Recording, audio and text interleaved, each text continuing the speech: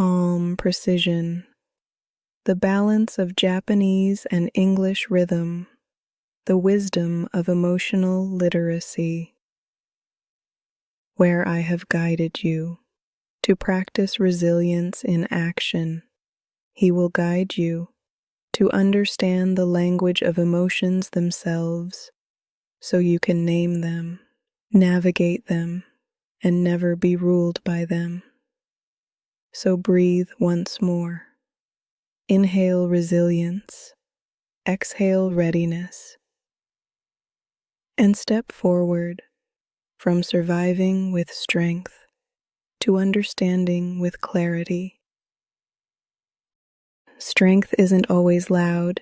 Here's the thing about resilience. It's not always about being tough, loud, or unshakable. Sometimes resilience is soft. It's showing up for yourself when no one else is watching. It's sending the text you've been avoiding. It's getting out of bed on the day your body feels heavy. It's choosing water instead of numbing out again. Strength doesn't always roar. Sometimes it whispers. And those whispers, they add up. Every small choice to keep going, every quiet step forward, that's resilience at work. You don't need to break records. You just need to keep moving. Resilience lives in the small wins, the bed you made this morning, the walk you took instead of scrolling, the moment you paused to breathe instead of spiraling. These things may feel tiny, insignificant even, but your nervous system notices. Your mind takes notes. Your body remembers. I can still choose.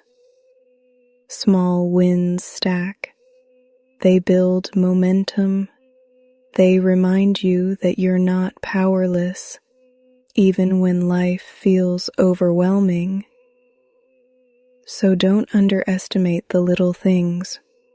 Write them down. Celebrate them. Let them remind you resilience isn't built in a single leap. It's built one steady step at a time, and every step counts. Here's something we don't talk about enough. Stress isn't always the enemy. Stress means your body is trying to rise, to meet a challenge. The problem is when it doesn't stop, when the pressure never lets up, when the system never resets. That's when stress turns into burnout. And burnout isn't a badge of honor. It's a warning sign. So resilience isn't about pretending stress isn't real. It's about learning how to notice it early. Listen to what it's telling you and release it before it breaks you down. So what does coping without collapsing look like? It looks like pausing to stretch when your body feels tight. It looks like drinking water before your third coffee.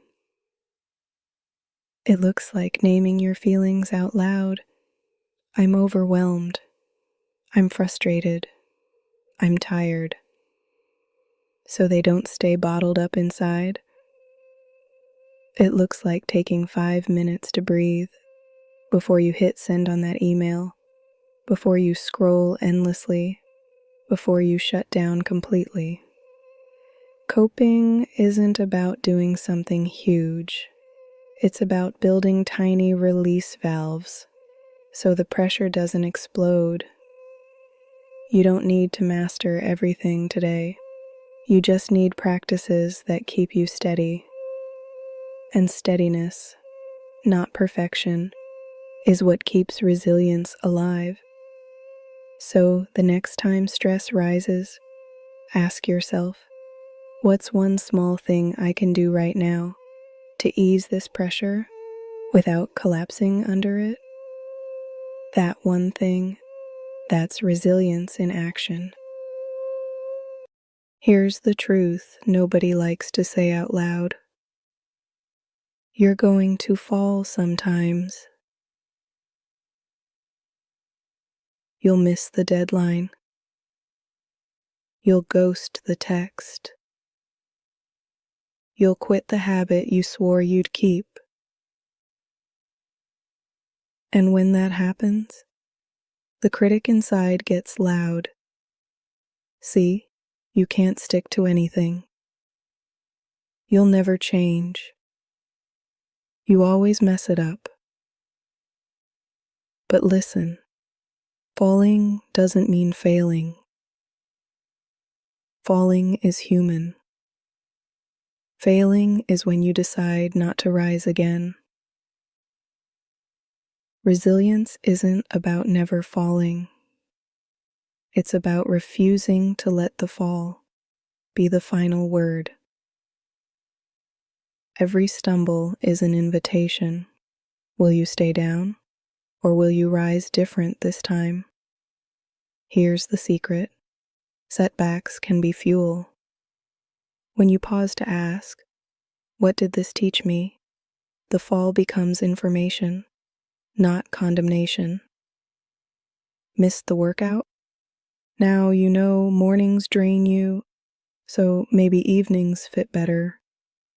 Fell back into old habits?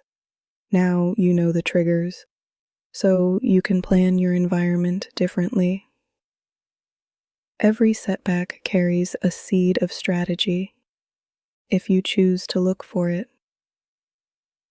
And when you rise again, you're not starting from zero. You're rising with more wisdom, more awareness, more fuel. So next time you fall, don't waste your energy in shame. Use it in resilience. Remind yourself, this stumble is not my story's ending. It's part of the climb. And each time you bounce back, you strengthen the muscle of resilience. Not because you were flawless, but because you kept going anyway. Let's be real. Your energy isn't infinite. You wake up each morning with a tank that needs protecting. And if you let everyone drink from it, without limits, you'll be empty by noon. That's why boundaries matter. Not because you're selfish, not because you're cold, but because your energy is sacred. Resilience isn't about pushing yourself until you break. It's about knowing what drains you, what fuels you, and choosing wisely. So stop thinking boundaries make you hard to love. Boundaries are what make love sustainable. Because when you protect your energy, you show up more present, more steady, more real. So, what do daily boundaries look like? It might be saying, I can't talk right now, but I'll call you tomorrow. It might be turning your phone on silent after a certain hour. It might be giving yourself permission to say no without explaining yourself 100 times. And listen, boundaries don't have to be perfect or permanent. They can shift as your needs shift. But the key is this. Boundaries keep you from leaking energy into places that don't deserve it. That way, you can pour into the places that truly matter. Try it now. Pick one small boundary you could practice today. Maybe it's not checking emails after dinner. Maybe it's limiting how long you stay in draining conversations. Maybe it's carving out 10 minutes just for you. Notice how your body feels when you picture holding that line. Relief, tension, a little guilt. That's okay. Boundaries take practice, but every time you hold one, you're telling yourself, my energy matters. And that message, that's the foundation of resilience. Here's something most people overlook. Resilience isn't built in the big moments. It's built in the small ones, the daily choices, the little habits that either drain you or refill you. When life feels chaotic, routines give you rhythm. They remind your nervous system, you are safe, you are steady, you have ground beneath you. Without those anchors, everything feels like crisis. Every challenge feels bigger than it is. But with simple routines, your body and mind learn to trust stability. And that trust makes it easier to handle disruption when it comes. So what does this look like? It's not about strict schedules or forcing yourself into rigidity. It's about rhythms that restore you. It might be starting your morning with 5 minutes of silence before checking your phone. It might be setting aside time to stretch, to walk, to breathe, not because it's dramatic, but because it steadies you. It might be ending the day by writing down one good thing that happened, so your brain learns to release stress instead of carrying it into tomorrow. These routines are not luxuries. They are resilience practices. Think of them like charging your phone. You wouldn't expect your battery to last without plugging it in. So why expect your spirit to endure without restoration? Pick one routine to practice this week. Keep it simple. Keep it repeatable. And notice how it shifts your energy. Because resilience doesn't just show up when life gets hard. It's built daily in the quiet choices that restore your strength before the storm comes. Here's something that might surprise you. Anxiety isn't always a sign you're broken. At its core, anxiety is your body's alarm system. It says, pay attention. Something feels uncertain. Something might need care. The problem comes when the alarm never shuts off. When every sound, every thought, every possibility feels like a siren blaring inside your chest. That constant alarm drains your energy, steals your focus, and convinces you you're powerless. But here's the truth. Anxiety is not the enemy. It's a messenger, and resilience grows when you learn to listen to the message without letting the alarm control your whole day.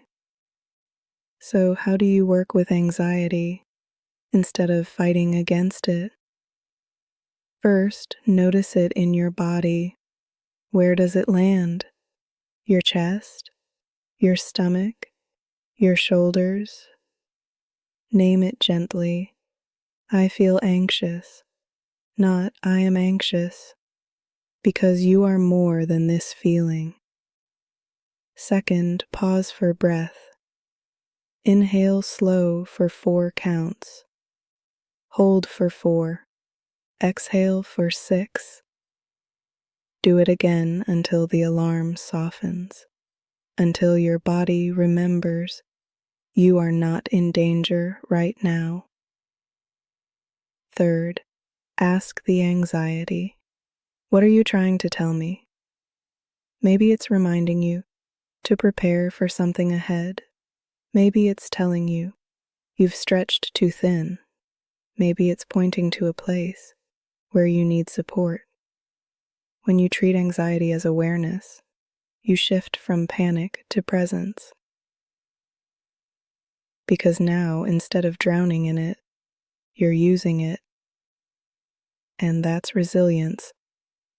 Not erasing the alarm, but learning how to respond to it with steadiness and care.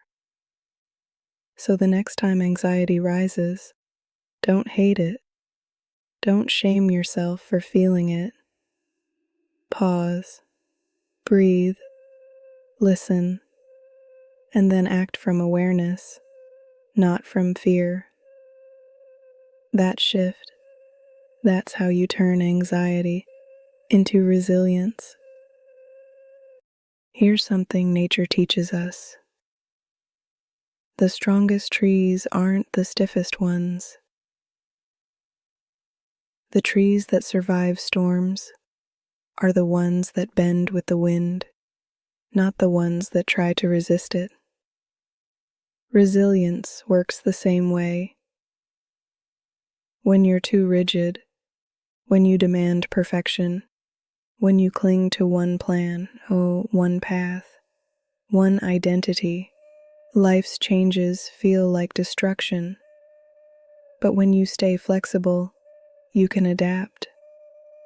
You can shift your approach without losing yourself. You can move with the storm instead of snapping under its weight. That's not weakness. That's wisdom. So, how do you build flexibility? Start small. If a plan changes, instead of spiraling, practice asking, what's another way forward? If something goes wrong, instead of labeling it failure, ask, what can I learn from this? If a door closes, remind yourself, closed doors redirect me. They don't define me. Flexibility is a mindset shift. It's trading the question, why is this happening to me? For, how can I move with this and grow through it? And just like stretching a muscle, the more you practice, the easier it becomes. Try one flexible act today. Maybe take a different route home. Maybe say yes to something new. Maybe let yourself rest instead of pushing past exhaustion. Every time you practice bending, you prove to yourself, I don't have to break. That's resilience, not in pretending life won't test you, but in knowing you can adapt, shift, and still stand strong. Most of the weight we carry doesn't live in the present moment. It comes from replaying the past, what you should have done, what you could have said, what you wish had gone different. Or it comes from fearing the future, what might happen, what could go wrong, what you don't feel ready for. Both spirals steal your strength. They drain energy from right now, the only place you can actually act. That's why grounding in the present is such a powerful resilience tool. Because when you anchor here, in this breath, in this step, in this choice, you take back control from the swirl of past and future. Here are a few ways to practice. Start with your senses. Notice 5 things you can see, 4 things you can touch, 3 things you can hear, 2 things you can smell, 1 thing you can taste.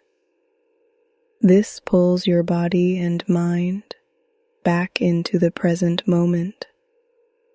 Or try mindful breathing. Inhale slowly for 4 counts. Hold for 4. Exhale for 6. Do it 3 times. Another practice. Say out loud what's true right now. I'm sitting in this chair. My feet are on the floor. My hands are steady. Simple, yes, but powerful. Because your nervous system relaxes when it knows exactly where you are. Grounding isn't about denying the past or ignoring the future. It's about reclaiming your power in the one place you actually have it, here. And each time you ground yourself, you strengthen the truth. I can handle this moment. Not tomorrow, not yesterday, this one. And that's how resilience grows. One present breath at a time. Sometimes people roll their eyes at hope, like it's soft, like it's naive, like it belongs only to dreamers. But hope, real hope, isn't blind. It's brave. Hope is saying, yes, I see the struggle. Yes, I know the odds. Yes, I feel the weight. And still, I will believe in a future worth moving toward. That's not ignorance. That's courage. Because despair is easy. It takes no effort to give up. But hope is a daily decision to keep walking when the road feels long. And that decision is what fuels resilience. So, how do you keep hope alive, especially on the hard days? You start small.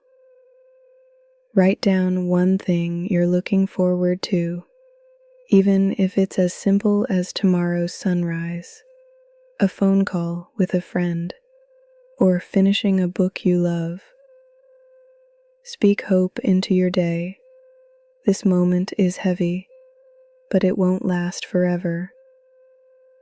Surround yourself with reminders, quotes on your wall, songs that lift you, stories of people who endured and made it through. And when despair whispers, "What's the point?" answer with hope. The point is, I'm still here. The point is, I still matter. The point is, tomorrow still holds possibility. Hope doesn't have to be loud. It doesn't have to be constant. It just has to be present enough to keep you moving. Because resilience isn't built on certainty. It's built on faith that your effort, your healing, your journey is worth continuing. So let hope be your fuel, not as fantasy, not as denial, but as daily courage, the choice to rise again, to step forward, to keep building tomorrow. We've walked through the truth tonight.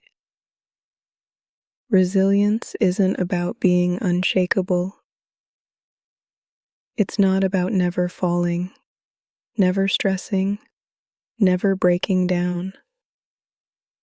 Resilience is about rising again. It's choosing small wins daily.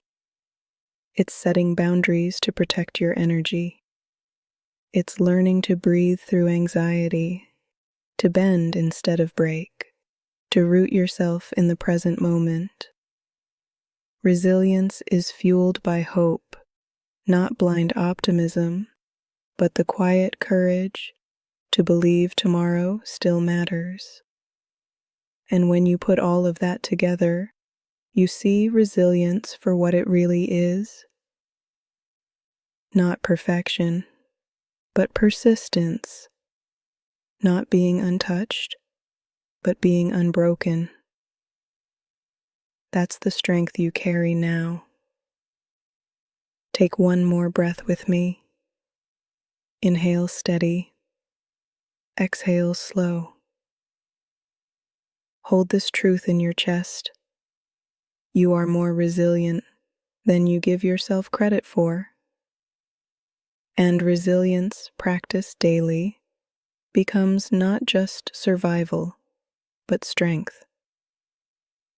But the journey doesn't end here. Resilience is powerful, yes, but it deepens even more when paired with understanding.